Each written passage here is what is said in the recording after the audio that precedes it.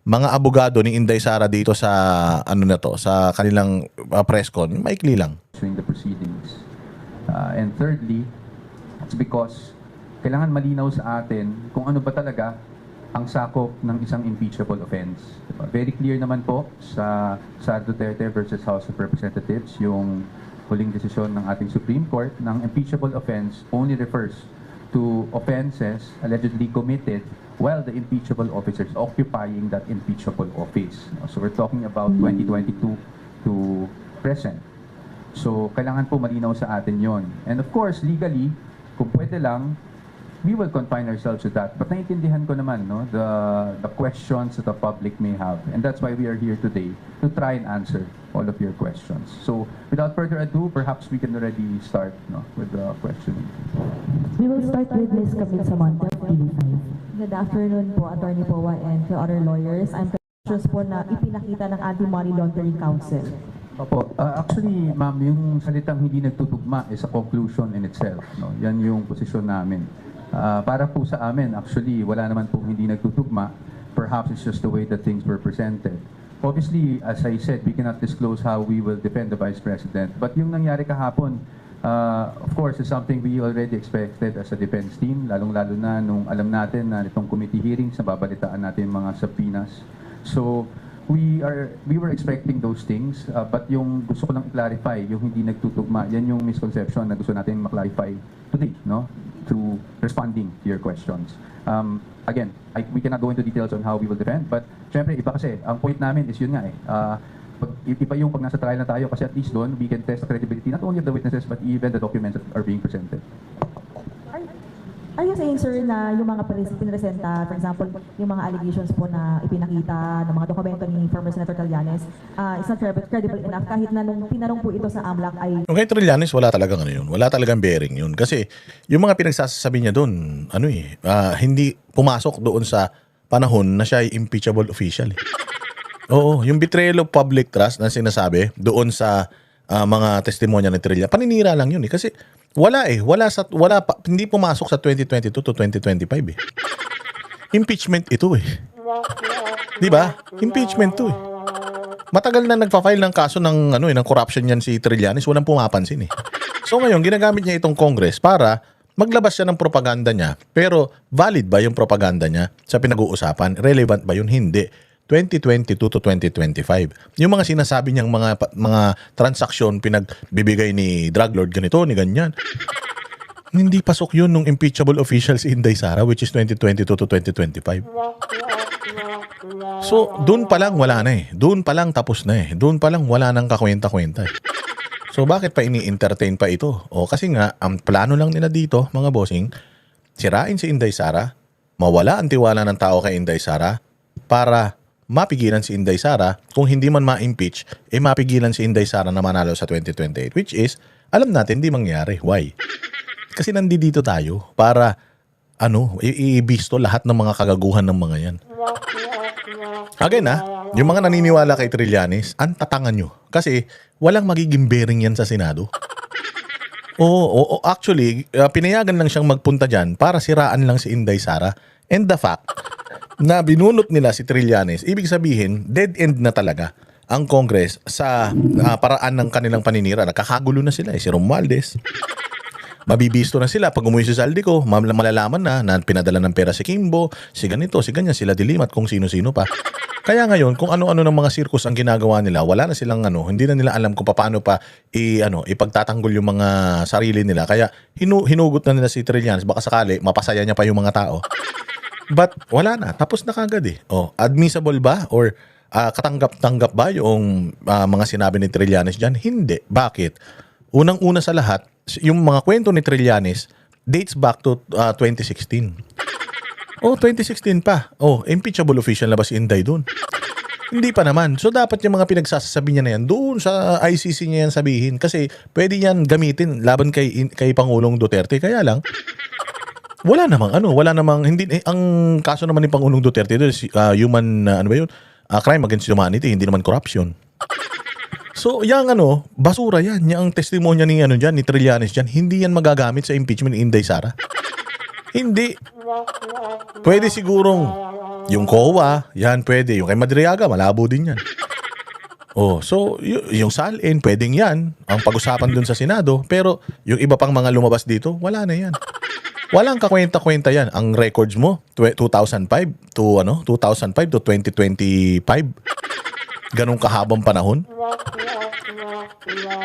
Oo, taragis naman yan. Ginagawa nyo naman tanga yung tao eh. Noong 2005, hindi pa naman si Inday Sara, impeachable. Ito pa nakakatawa, si Trillanes. 2016 pa lang, nakakatanggap na raw si Kitty. 7 years old pa lang yung bata nun. Naman bibigyan ng drug lord ng bilyon-bilyon yun. Diyos ko, sabi ko nga, baliw lang maniniwala rito kay Trillanes. Na-confirm naman nila. No, I like to correct that. No, I don't want also the former senator to also get a misimpression that I'm not saying it's not credible. What we're saying is we don't know, and we need to test the credibility of all these things. In fact, even in the Justice Committee, di ba, ang sinasabi nila, we're only here for probable cause. We're not here to test the credibility just yet. Di ba ganun din? So that is why kaya nga may trial. Kasi kung yung mga bagay na yan, credible na. So ano pa ang ba't pa tayo mag-impeachment trial? Di ba? So kami talaga we believe that pagdating ng panahon, kung talagang ito ay matransmit sa impeachment court, we are confident that we will be able to show na walang katotohanan yung hindi nagtutugma, no? Yung mga pinakita kahapon dun sa mismong SALN. It's siguro I don't want to get into details, but I'm also not saying na kasinungalingan yung mga present kahapon. What I'm saying is the way it's presented, no, the way it's presented, dun tayo magkakaroon ng pagkakataluhan kung accurate ba yung presentation na gano'n. Next, DJ Mendoza na 25. Sir, I understand. Yung sa ano muna tayo, sir, sa may AMLAC report. Yung kahapon, namili, randomly pick ng 18 transactions, if I'm not mistaken, ano. Then, parang tila sabi ng iba ay vindicated na si Senator Trillanes with those mga sinasabi niya ng unang pahayag before. Ano yung komento ng Vice President regarding dun sa mga naging pahayag nitong si Senator Trillanes at dun sa lumalabas sa AMLAC report? Well, sa amin naman, we don't really want to comment on the vindicated or anything like that. Kasi ang posisyon talaga namin, vindication will come once it's all presented in the impeachment court and we're able to cross-examine all the witnesses and to test the evidence. No? Pagdating sa AMLAC, as I've said, it's a matter of presentation kasi. No? And I think marami na rin lumalabas na post. So siguro, dadaanan ko na kahit paano without going into the details. I think nakikita naman natin sa mga posts na the way the AMLAC numbers are presented, aggregate kasi yan. Ibig sabihin, lahat ng withdrawals mo, lahat ng deposits mo pagdating sa inflow and outflow, pinagsama-sama. So, simplihan ko lang. Meron akong 1,000 pesos. Dineposit ko. Withdraw ko.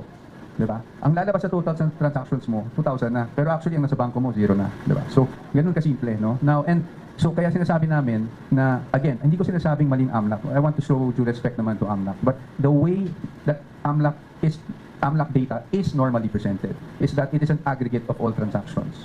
Siguro balikan natin yung 2017, di ba nagkaroon ng issue na dyan noon. At in fact, AMLAC issued an official statement saying na hindi accurate yung accounts in terms of account balances or what is actually inside the bank account of a person. Kasi aggregate yung ginagawang number. So lahat ng inflows dyan, lahat ng outflows dyan, in-add up lang. Kaya may tendency talaga na maging bloated, no, yung figures. Kahapon rin may napag-usapan na, i-net na lang natin, di ba? Inflows minus outflows or outflows minus inflows net. So yun pa rin yun. Nakikita ko yung point nun, no? And with due respect dun sa mga nag-raise, nakita ko yung point. But our point naman is, kung bloated na yung outflow mo, tsaka bloated na yung inflow mo, edi bloated din yung net, diba? So doon lang kami pinanggagalingan. Again, I don't want to go into the details na, but para lang maintindihan ng taong bayan, na ganun kasi the way it's presented. Ina-add lahat ng deposits, ina-add lahat ng pumasok bali sa account mo, ina-add lahat ng lumabas. But it is not determinative or conclude actions that span over 18 years, if I'm not mistaken, over 18 years. So, yun ang magiging, talagang para sa amin, it's bloated talagang number. Sir, dapat ang pag-usapan pa sa impeachment yung SALN ni VP Sara noong mga panahon na Vice Mayor and Mayor siya? Of course, para sa amin hindi. No? Because obviously, ano ba ang purpose ng impeachment? Di ba ang basis ng impeachment is meron tayong impeachable offenses. Ang impeachable offenses ay offenses, again, committed while the impeachable officer is in office as an impeachable officer. So, ibig sabihin nun, doon lang sa time na vice-presidente siya. So, yung mga may 2005 pa ba? 2006, 2007, na hindi naman siya impeachable officer, hindi na yan saklaw ng impeachment proceedings.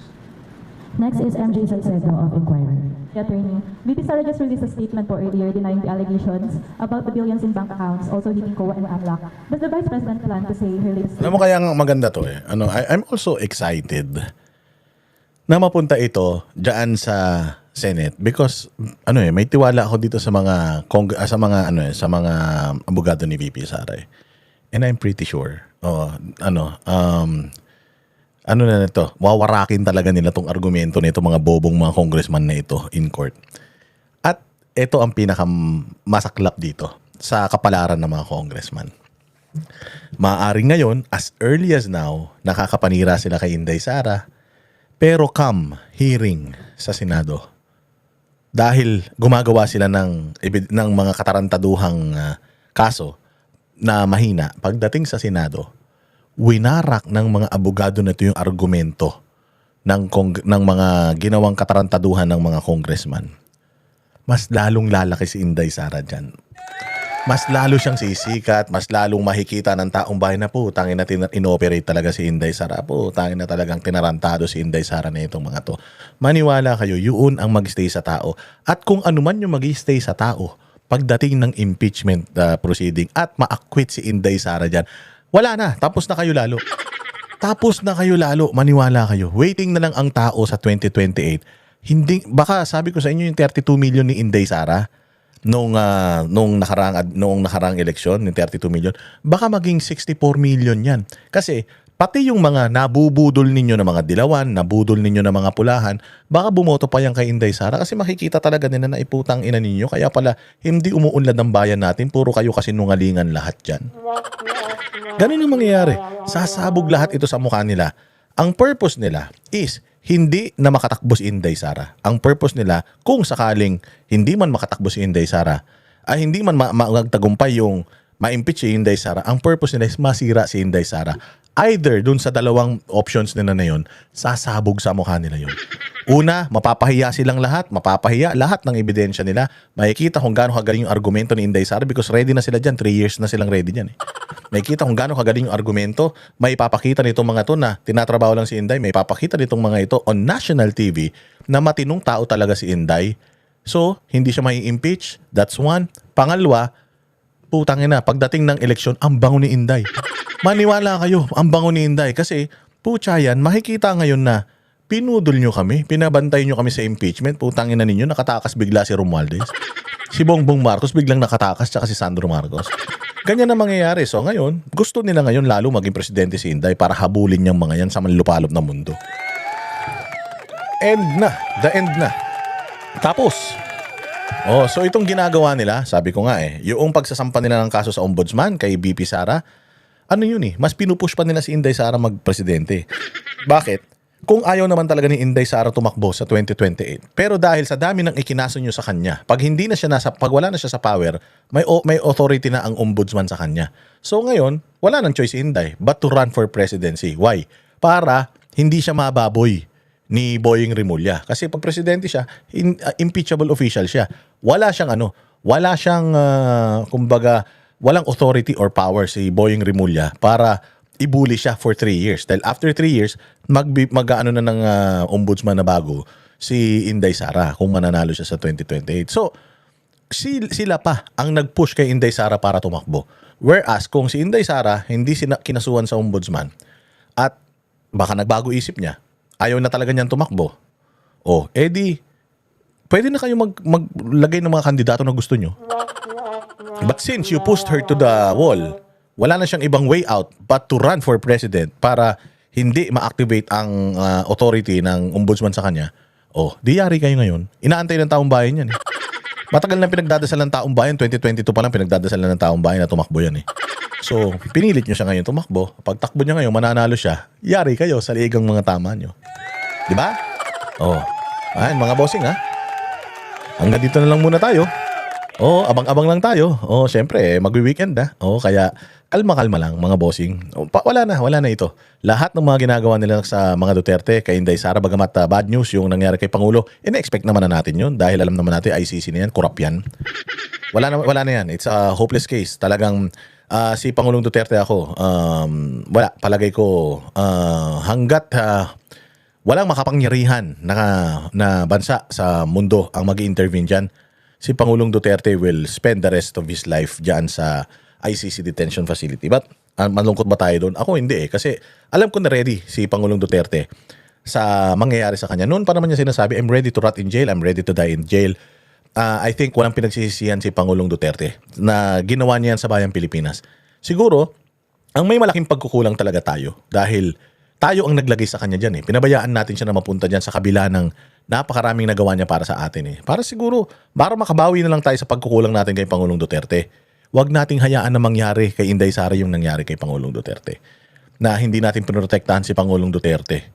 Na ang sarap-sarap ng buhay natin nung kay Pangulong Duterte tapos noong hinuhuli na siya, pinabayaan natin siya. Nung nagtatawag kami dyan sa Villamor Air Base, sa Villamor sa Villamor, nung nagyayaya kami noon na magpunta tayo para mapigilan natin, hindi kayo nag-effort. O ngayon, wag natin hayaan na mangyari ito kay Inday Sara. Gawin natin lahat na makakaya natin para maprotektahan si Inday Sara.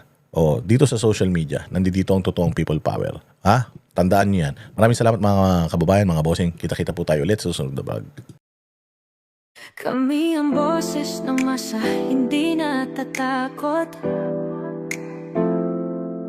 Katotohanan lang, di kami nalulunod.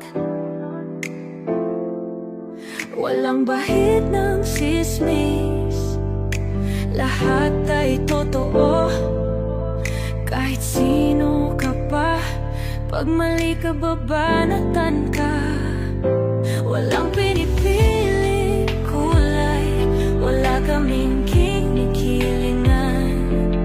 Basta para sa bayan, kami lalaban.